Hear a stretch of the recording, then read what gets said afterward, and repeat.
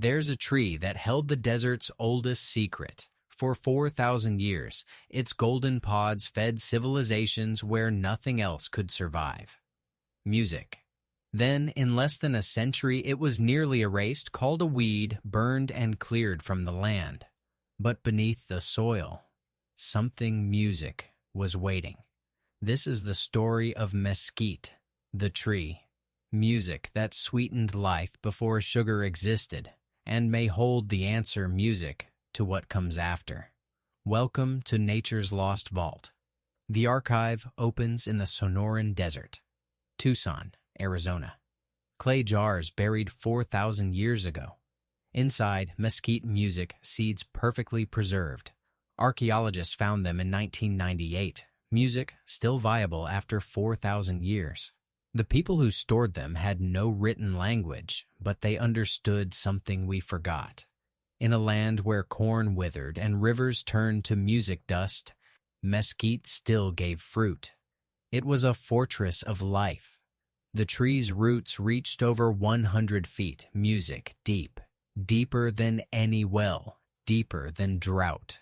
Scientists' music later discovered those roots could store up to 600 gallons of water, enough to survive 10 music summers. And the fruit it produced was a miracle of engineering. Each pod contained 35% natural sugar, complete protein, music, and soluble fiber. The air around a flowering grove carried the scent of caramel and smoke. When ground into flour, it lasted months without spoiling. The Tohono O'odham called it our sugar. The Pima, the Yaqui, the Siri all knew its value. For thousands of years, families gathered the pods as they fell like rain, crushing each one into soft flour that fed entire villages. Music. When Spanish explorers arrived in 1535, they wrote of it with wonder. Alvar Núñez Cabeza de Vaca described pods that tasted of honey itself. He watched families grind them into meal, baking music it into cakes that fed them through winter. They called it the Tree of Life. By 1541, another explorer recorded forests stretching across the Rio Grande. Music canopies so dense, they created their own shaded ecosystem. Entire villages lived beneath their branches. The tree gave without asking for anything. But then the story took a darker turn. By the late 1800s, the land changed music hands. Ranchers moved in with cattle, cotton, and music conquest. To them, mesquite was not the tree of life. It was just a music weed, something in the way of profit. Colonists brought sugar music cane from distant islands. They built mills, plantations, and systems of control. Mesquite, which music grew freely without irrigation or ownership, had no place in that system. Millions of acres were cleared, trees cut to the ground. But mesquite music does not surrender easily. Even when the trunk was severed, the roots remained silent, music patient, waiting underground. They burned it to plant cotton. They poisoned music it for wheat. But the roots went deeper than anyone guessed. Cut to the ground, mesquite returned. 10 new shoots for every trunk removed. The United States Department of Agriculture, after decades of trying to destroy it, finally admitted in 1948 that mesquite cannot be eradicated. But beneath the surface, another story was unfolding. Mesquite. The tree was not just surviving, it was healing the land. By the early 1900s, ranchers believed they had won. Millions of cattle roamed where mesquite once stood.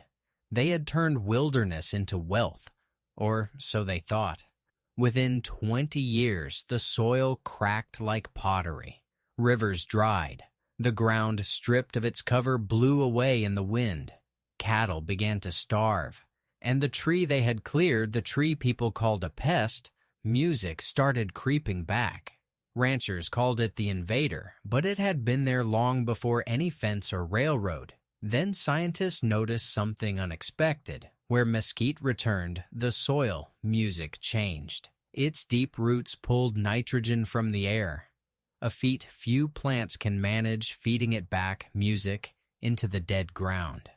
Beneath its shade, which cooled the soil, grass began to grow again.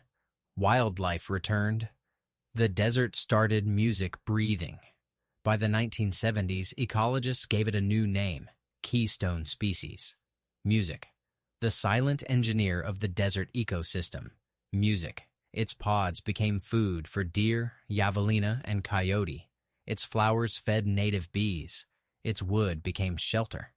What the world had called a weed had been quietly healing the land the entire music time. So the question grew louder.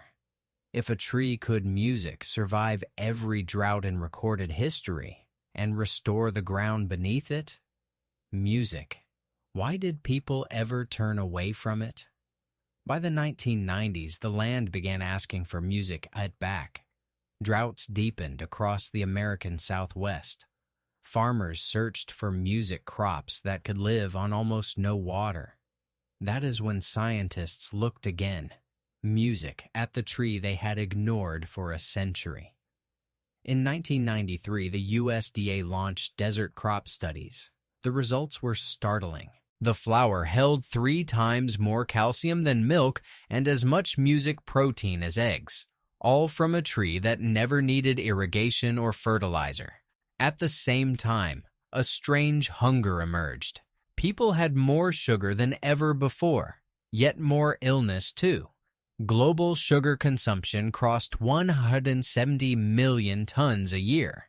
Diabetes cases tripled within 2 music decades. Doctors searched for natural sugars that could feed energy without harm. Then researchers' music turned back to the desert. In 2005, a team at the University of Arizona found its sweetness came from music, fructose acarides, plant sugars that feed good gut bacteria instead of raising blood sugar. Mesquite pods had a low glycemic index, safe for people managing diabetes. A teaspoon of mesquite flour could sweeten coffee without a single crash in energy. It tasted of earthy caramel and smoke, something nature built for balance. One scientist wrote, "It's the sugar that heals instead of harms."